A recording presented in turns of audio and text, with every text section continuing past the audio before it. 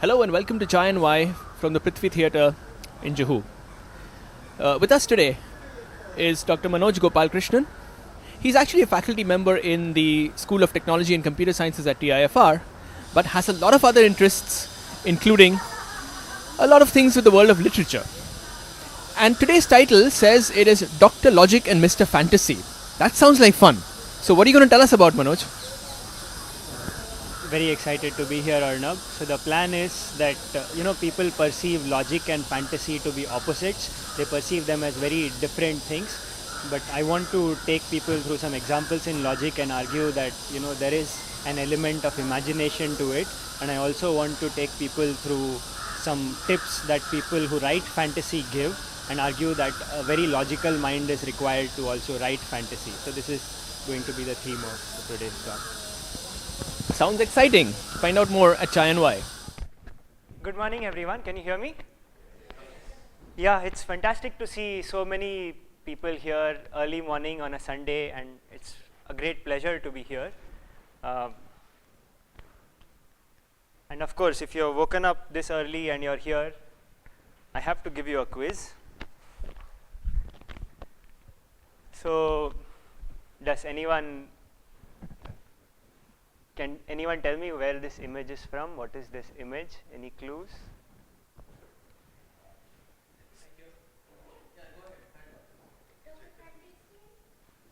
Good guess, but we are still open for more answers. It's very good. What's your name? Very good, Shruti. That's the right answer. This is indeed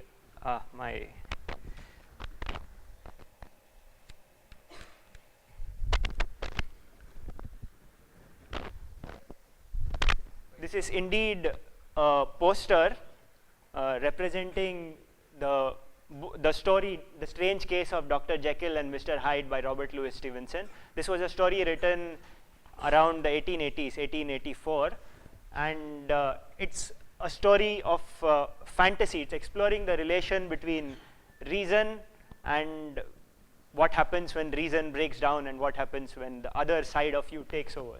So what you're seeing in this poster here, this is Dr. Jekyll, a very respectable gentleman in society, and this is his alter ego, Mr. Hyde. Dr. Jekyll has invented a potion so that when he consumes that potion, he becomes Mr. Hyde, or Mr. Hyde becomes Dr. Jekyll again. And this gentleman here is witnessing the vile Mr. Hyde taking the potion and transforming into Dr. Jekyll, and he's astonished and he says, "Great God, can it be?" Later it turns out that he has a heart attack and he dies. So the title of my talk is Dr. Logic and Mr. Fantasy. It's clearly borrowed from Dr. Jekyll and Mr. Hyde. So this story itself is an allegory, it's a metaphor. So Dr. Jekyll is really representing all that is good and logical and methodical in society, and Mr. Hyde is representing the other side, the more fantastic side, the more maybe fearsome but maybe interesting side, whereas logic also has this perception that it's boring. But the interesting thing is that they are the same person. Dr. Jekyll says it's the potion that makes him into a bad person and so on, but within us we always see the two sides, the logical side and this fantastic side. And so I thought that was a good theme, because I am a scientist, so I work, I think about logic, and there are some ideas in logic that are quite unbelievable, and there are some, I'm also interested in theater, as Arnab mentioned, and storytelling. And again, the craft of storytelling is a very logical craft. You have to let your imagination go, but at the same time you have to have the ability to keep track of ideas and organize them. And this is the kind of conflict that I wanted to bring out. Can you help me with that? So this conflict between two sides, between good and evil, has been explored in many cultures. In our culture, this is a story we are all familiar with, the Ramayana, and Ram against Ravan, and it always happens that Ravan gets vanquished by Ram in the end and good triumphs over evil. there is one person who's, everybody is very happy about this, but there is one person who's not very happy about this, which is Ravan. So Ravan wants to do something by which he doesn't get vanquished. So he prays for thousands of years to Lord Shiva for many boons, and Lord Shiva gives him a boon, you have 10 heads, and so it's very hard to destroy you. To destroy you, all your 10 heads have to be destroyed at the same time. But he still gets vanquished. So he says, maybe my problem is I don't have enough heads. See, the problem is Ram has many arrows, and Ram, being a very methodical person, he's numbered all his arrows. So he has an arrow number 1, an arrow number 2, arrow number 3, arrow number 4. Give me a number, give me any number. Anyone? 563. Yeah, he has an arrow 563. Give me another number. Yeah, he has an arrow number 1248. How many arrows does Ram have? It just goes on, right? I mean, whatever number you tell me, he has one arrow more than that. He has 100 arrows, one more than that. 200, one more than that. He just has many arrows. So how many heads must Ravan have? More than that, right? So he tells Shiva, give me more heads than Ram has arrows. So Shiva says, what do you mean by more heads than Ram has arrows? So Ravan says, for every arrow that Ram has, give me 2 heads. So Shiva does the following. Says, okay, you have this original head. For arrow number 1, I'll give you 1 head to the left, 1 head to the right. For arrow number 2, I'll give you 1 head to the left, 1 head to the right. For arrow number 3, I'll give you 1 head to the left, 1 head to the right, and this goes on, right? For arrow number 245, I give you 1 head to the left, 1 head to the right, and so on. And Ravan now feels safe. Says, yes, Ram doesn't have enough arrows to kill me. So how does Ram fire all these arrows? There's too many arrows, right? How does he, if he does this, it will take forever. All the heads have to be destroyed together. Turns out Ram has also been praying, and he has this special arrow. Anyone know what it's called? Yeah, it's called the Brahmastra, right? So what's special about the Brahmastra? It's arrow number 0, by the way. What's special about the Brahmastra is, this end, you can write things here. So what can you write? You can write some message here which tells all the arrows where to go. So for example, you can tell arrow number n goes to Ravana's nth head, right? This is a code. And once you have done this, arrow number 1, and you fire this one arrow, but then arrow number 1 knows to go to head number 1. Arrow number 2 knows to go to head number 2. And so you fire this one arrow, and all the heads on one side are destroyed. But this is what Ravana thinks is going to happen. Yeah, what will happen if you destroy all the heads? Ravana will become unbalanced, but he's already unbalanced. So it doesn't matter, right? So what is the trick? Ram is not going to do this, because if he does this, he won't kill Ravana, he won't vanquish Ravana, only one side of the heads have disappeared. But Ram knows the true power of the Brahmastra. Does anyone see what he's going to do? Sorry? No, he can only be killed if all his heads are destroyed at the same time. He doesn't have 2 Brahmas. This is all he has. This is all he has. Maybe he can change the function condition. How will he do it? Yeah, tell me. Maybe he can make it 0 to n square or something like that. So it's very simple. What he will do, so Rajinikanth is extra magic. We are in a world where this is all the magic we have. It turns out it is enough to vanquish Ravana.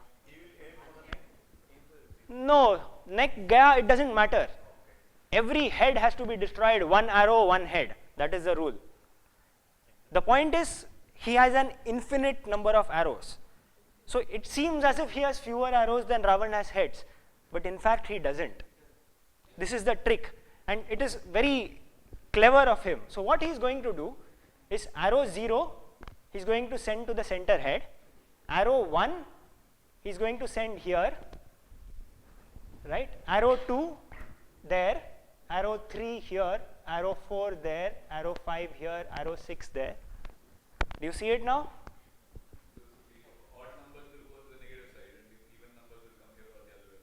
What this guarantees is that every head of Ravana will get an arrow, right? Eventually, because he's just counting, right? So 0, 1, 2, 3, 4, 5, 6, 7, 8. So he's just counting. So every head of Ravana will eventually get counted, and the arrow with that number will go and hit it. So how does he write this? So he doesn't want to write a full thing. So this Brahmastra has a special Ravana mode in it. So all you have to do is write something like this. N goes to n, and that's everything on the other side. So what he wants to do this is something like this: 2n minus 1. If the number is odd, send it to n. If the number is even, send it to minus n. So really this is doing division by 2. So Rama is doing division by 2 to kill Ravana, right? So now Ravana is very sad. It didn't help. He says to Shiva, you didn't give me enough heads. So Shiva says, okay, how many heads do you want? So Ravana says, for every head that I now have, give me as many heads as Rama has arrows. Right? Then he can never kill me. So Shiva is wondering where to put all these heads. Right? So here is what Shiva does. He builds a tower of heads. Right? So now he had head 0, now there is a tower of heads. So in head 0 there is corresponding to arrow 0, arrow 1, arrow 2, arrow 3, arrow 4, right? There is a tower. Similarly for head 1 there is a tower. Similarly for head 2 there is a tower. And now Ravana is really laughing. He's like ha ha ha ha ha. The way that Ravana laughs, and he's come out in front of Ram, and he's very happy that this time he's not going to get vanquished. Yes, it is a lot of heads and a lot of laughing. Yeah. So this goes on for a long time, but it turns out he again loses. So do you see how to do this? Do you see? Because Rama really knows the power of the Brahmastra. Yeah, what is the equation you use now? What should he write down there? See, it is simple. If you can count every head, then you can destroy every head. That is the secret here. This is not about heads. This is not about arrows. I could have made this story to be about Harry Potter and Dementors. I could have made this story to be about, Percy Jackson and Hydra. It doesn't matter. The power, we are doing logic. It might look like fantasy, but we are doing logic. The power of logic is to abstract out. It doesn't matter what the details are. And the power of fantasy is to add details and, take this very abstract idea and then make it into a very interesting story that we can all relate to. So they go in different directions, but they are sort of intertwined in this way. So how does one do this? Any ideas? All you have to do is count.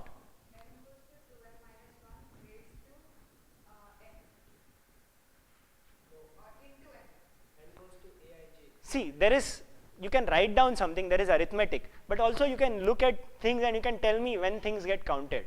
So I am going to tell you how I am going to count, and I am going to leave to you the problem of writing down the function. Okay, I am not going to tell you what the function is going to be. It's a small job. Anyone can do it once you have done 10 years of high school. But anyone can think of the idea, how to go through this, how to count every head, and that's what I am going to tell you. So here is the idea. I am going to do the same thing I did before, count in increasing circles. That's all. So if I do increasing circles, eventually every head will come. It's a spiral. I keep going on a spiral. Eventually every head will get counted. That's the idea. So then what happens? Arrow 0 goes here. Arrow 1 goes here. Arrow 2 goes here. Arrow 3, 4, 5. Where does 6 go? 6 goes here. Where does 7 go? 8. Right? There you go. And you keep doing this. So does every head get an arrow? Does anyone have a... Okay, we'll hold questions for later. But this is the idea, right? And now Ravana is really disappointed. He's like, nothing helps. This Shiva is no good for me. So he goes to his brother Vibhishana. And he says, I give up. Ravana has an infinite number of arrows. No matter how many heads I put, it doesn't matter, because Rama is still going to kill me. Vibhishana says, no, actually there is a way out. Why don't you do the following? Look at this piece of string I have. It has length, some 1 foot. and every point on this string ask for a head. So at this point there is a head, this point there is a head, this point there is a head. So as many points as there are on a piece of string, ask for those many heads. So Rama says, you know, this still looks smaller than what I had before. Previously I had this huge field of heads. Vibhishana says, no, this is more. And in fact, Rama will never be able to defeat you. Ravana is still suspicious. He says, how do I know? What if I go and then it turns out, you know, that he's a very clever guy and he has his Brahmastra. Maybe he'll still destroy me. Vibhishana says, no, I can prove it to you. I can give you an argument, I can convince you that indeed he can never defeat you. So what does he do? He says, I'm going to use Rama's. So okay, Ravana says, okay, I'll agree. If you can tell me the position of my head that will survive, the position of my head that will not be hit by Rama's arrow.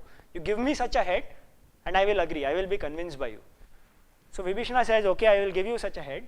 I am going to use Rama's own numbering against him. So he says, suppose Rama has a numbering of, Rama decides that his first arrow is going to go to your head, which is at position 0.132570005, so on, right? So that is where Rama's arrow 0 is going.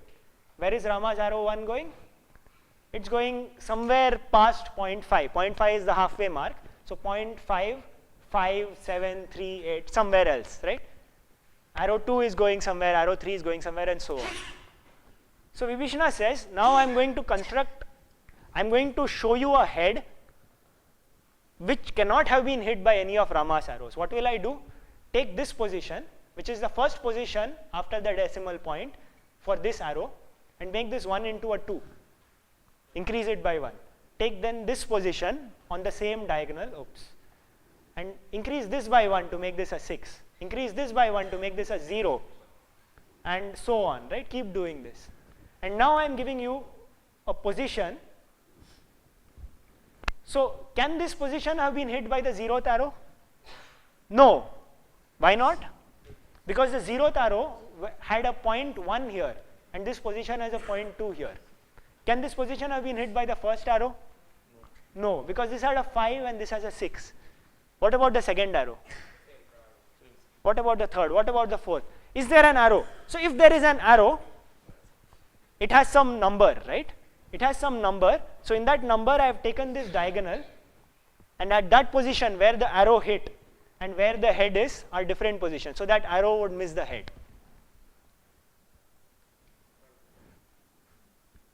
So Rama thinks about this, gets a headache, finally gets it, and he's really happy. He's really laughing now.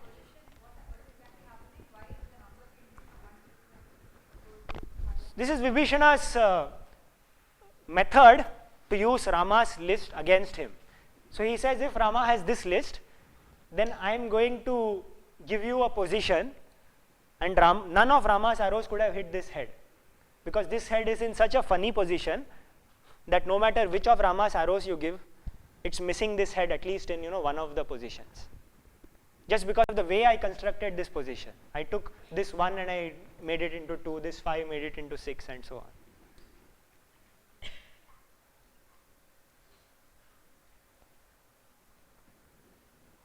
So now Ravana is really laughing, and all his heads are coiled up into this funny horn-like thing, and he's standing in front of Ram, and he's like, now you can't destroy me, I have a mathematical proof. Rama says, Ravana, the Brahmastra is not my most powerful weapon. I have something even more powerful. Now Ravana is scared. He's like, what is it? So Rama says, playing insanely loud Bollywood songs.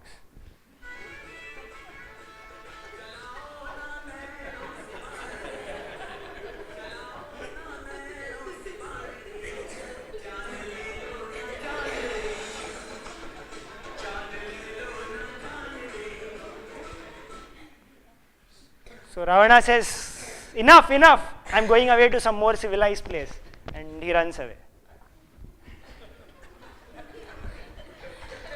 So this argument that we did, on the diagonals, This is also called a diagonal argument. And a key point here was, we used the table against itself. We used the entries of the table to construct a new entry which cannot be in the table, right? And this argument goes back to this gentleman, George Cantor, who came up with this, in the late 19th century. And as I was preparing for this talk, I also learned that there was some very interesting work in school of Indian logic called the Navya Nyaya in the 13th to 16th century. And I'm not really an expert on this, I know barely anything about it, but these guys seem to have had some very interesting ideas which sort of border on similar ideas, border on the diagonal argument and so on. And in fact, their work was well known to some of the founders of logic like George Boole and Augustus De Morgan, and it was reading some of this that they were inspired to try to formulate logic in a broader way than it had been formulated before. Yeah. Okay, so what I told you was that logic, what we were doing was logic, but logic can look like fantasy. But is the other side of the equation true? Can fantasy, does one need logic to do fantasy? Or, fantasy is just your imagination, so you should be able to do anything, right? Why do you need logic for that?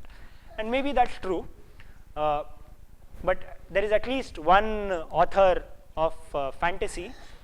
So Brandon Sanderson is quite a successful mainstream fantasy writer, and he is in this. There are many genres of logic, there are many genres of fantasy, and I only have some 20 minutes, so I can't do everything.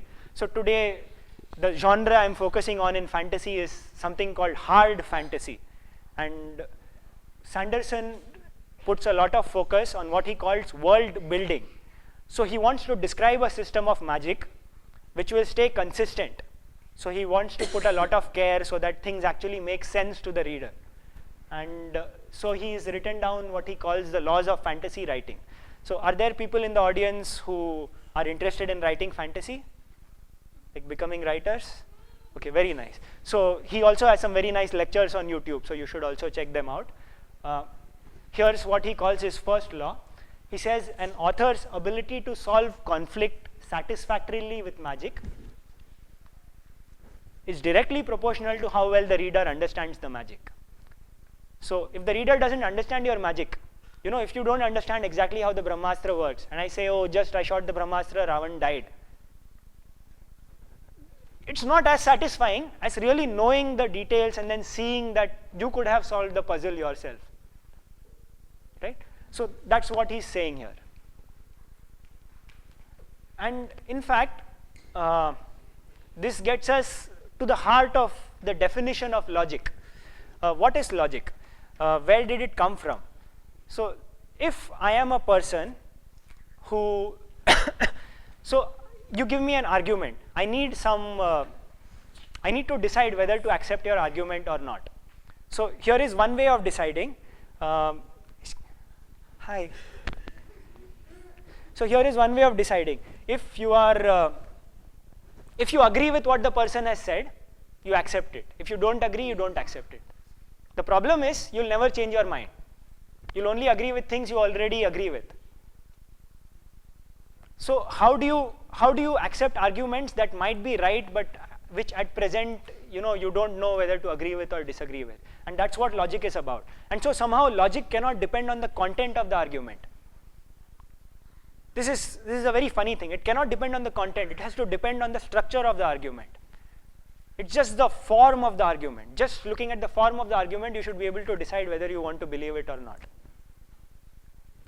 And so when we do logic, we set down some basic rules which we call axioms, and some basic rules for how to combine those axioms which we call production rules.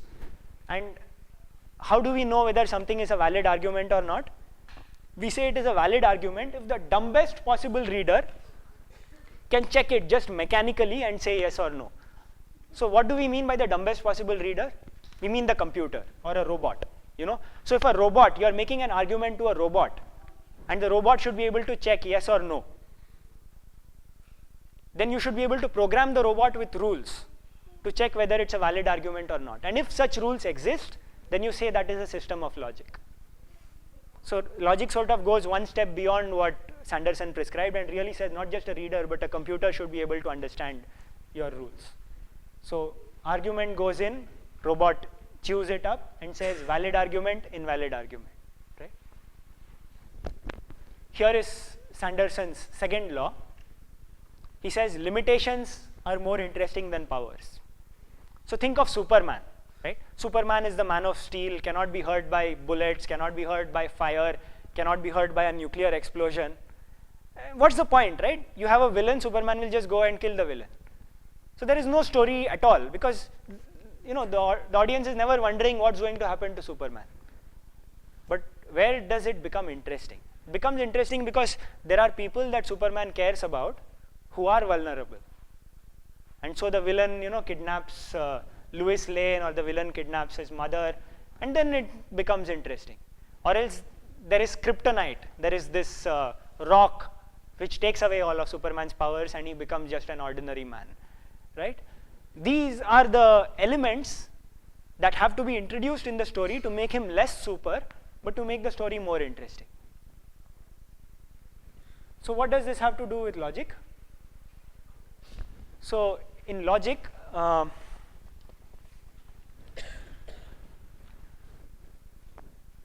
the most powerful system of logic is one that can prove everything. So it can prove that 2 equals 2, of course. It can prove that 2 plus 1 equals 3, of course. It can also prove that 2 equals 3. So it can prove anything you want, whether or not it is true. It's very powerful, but it's sort of boring. It's absolutely useless. You can't do anything with it. So to make our systems interesting, we have to put this very first limitation. We put many more limitations as logicians which make our systems more and more interesting and achievable in the world. But this is the very first limitation. If you have a system of logic, it should not let through false statements. It should not convince you of false arguments, right? So this is what logicians call soundness. So it is very important that there is some sort of consistency in your story, right? So your logic can never let you prove things that are not true. So this reminds me of a story of, this is Ajit and Robert for people who are of a different generation. These are, he was a Hindi film comedian come villain of a different generation. So he has this famous dialogue where Robert is his sidekick. He has this famous dialogue where he says, Robert, इसे liquid oxygen में डाल दो. Liquid इसे जीने नहीं देगा और oxygen इसे मरने नहीं देगा. So the point being that this is what happens when you get rid of soundness. When what does it mean to give up soundness? You end up in an absurd world where you're not alive, you're not dead, right? Simultaneously. And absurdity is a powerful story construct. It can give rise to humor. But it has its limitations. If you are trying to create a plot that goes some way and you introduce absurdity whenever you need it, then the reader sort of loses trust in you and the story tends to drift. So absurdity is something to be used with caution, both in fantasy and to be completely avoided as far as possible in logic. Here is Sanderson's third law. Expand what you already have before you add something new. So what does that mean? Suppose you have introduced a system of magic where anybody in the world can pick up a piece of dirt and turn it into a diamond. Great, but this has consequences. What happens to the cost of diamonds in the market? Right? One has to think about this. Suppose anyone can pick up a piece of dirt and make it into food, ready to eat, like complete meal. Then what happens to agriculture? What happens to the arts of cooking? Are there still people who practice that? So if you read Harry Potter, you might remember that Arthur Weasley, for example, right? In the Society of Magicians, they don't need science because they can do everything with magic. But Weasley is one of the few people who is interested in the Muggle arts, as he calls it, and he's interested in studying science and so on, technology and so on. So yeah, this is something that I relate to in a couple of ways. So one thing is, in mathematics, when we look at these objects, we look at the numbers 0, 1, 2, 3, 4, 5. We can do addition, we can do multiplication. If you try to write down what are the rules that lead to this structure, then you can ask, what happens if I don't keep all the rules, I only keep some of the rules? And then chase through, what happens, because this is part of the magic, it's not all the magic. If I take part of the magic, then how much structure of the world do I get? And this is the direction that, a lot of mathematics has moved in the direction of abstract algebra, and it has led to some very fruitful concepts like groups, rings, fields, categories, topoi, functors, natural transformations, and some very beautiful objects have come out of investigations like this. And what is the limit to which you can take this? So the limit you can take this to is, given a situation in the world, you can resolve that situation with your magic. You already have enough magic. You don't need to add any more magic at all. You have enough magic. And this is something that logicians call completeness. So previously, soundness said false statements must not be provable. Completeness says if a statement is true, there must be a proof for it. So if something is true and you are trying to convince that robot of it, then eventually you should succeed in convincing that robot, because there should be a correct argument which you can make to the robot which will convince it of the truth.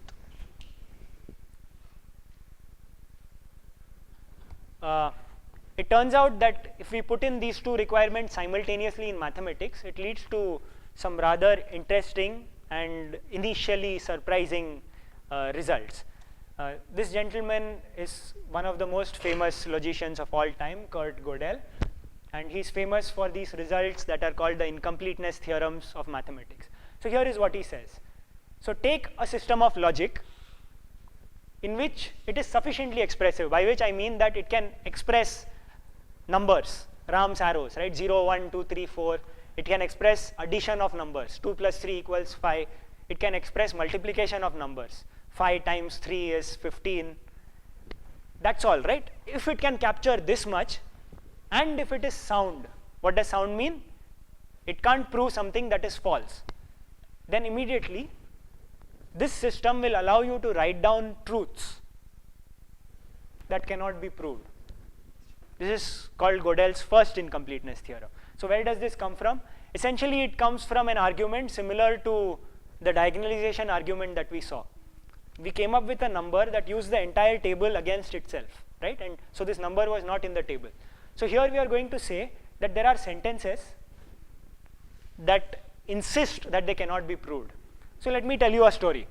There was a king who wanted to make sure that there was, no crime in his kingdom. So he said, if there is any crime, the punishment is that the person arrested has to make a statement before their decision.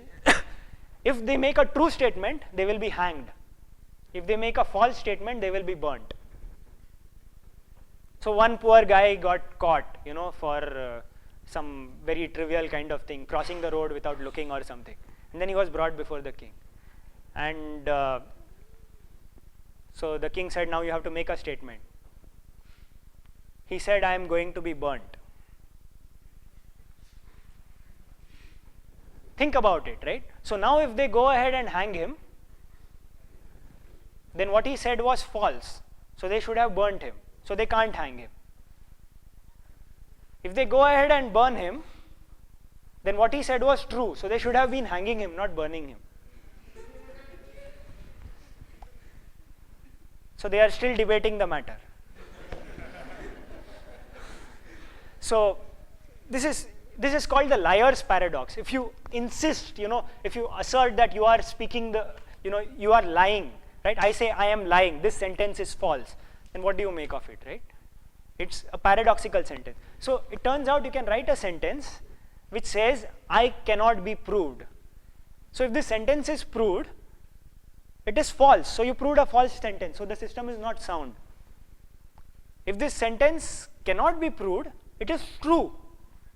But here you got a true sentence that could not be proved, right? So this relates to computers, as we learned, a few years later. This relates to computers. You give me any computer, I can make another one which is slightly cleverer, which just asks this guy what this guy thinks about me, and then goes and does something different.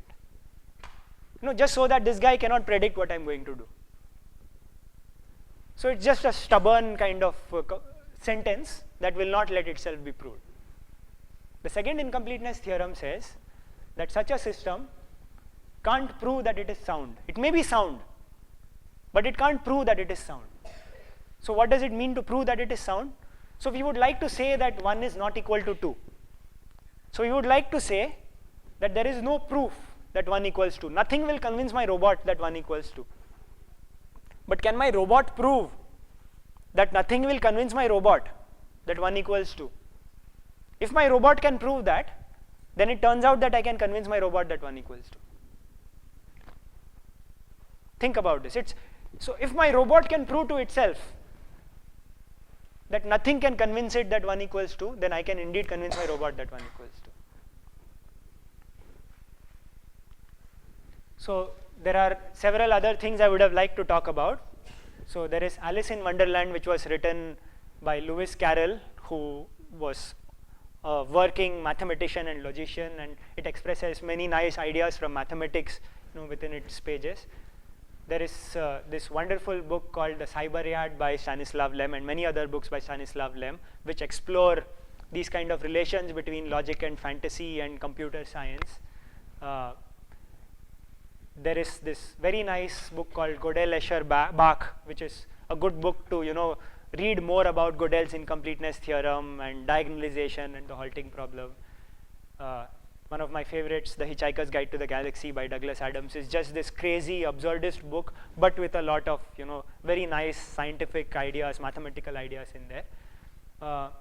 This is a Harry Potter fan fiction written by this guy Eliezer Yudkowsky. So in this one, Aunt Petunia married a biochemist at Oxford. So Harry grew up in a house full of books, exposed to logic and the scientific method, so that by the age of 10, he was already proficient as a logician and a scientist. And so when he went to Hogwarts, he got drafted into Ravenclaw, because he was just cleverer than everybody else. And he was so smart that he didn't have to fight with anyone. He could just talk with people and convince them that they were wrong. And so he gets Draco Malfoy to side with him just by talking to him. He convinces Voldemort, that really you're going about things the wrong way. If you want immortality, you should be doing research on cancer. So, yeah, so this guy uses this book as a vehicle to explain many ideas, from computer science and logic and statistics, and it's very accessible. I would encourage you to, read this also. Okay. So this is where I started. Yeah, this is where I started, and I'm done. So I hope that I've made my point that logic and fantasy are indeed opposites of some sort. I can't deny that, but really they are opposites, sides of the same coin, and both are necessary, whether you're a logician or whether you're a person writing fantasy, to really bring your creations to life.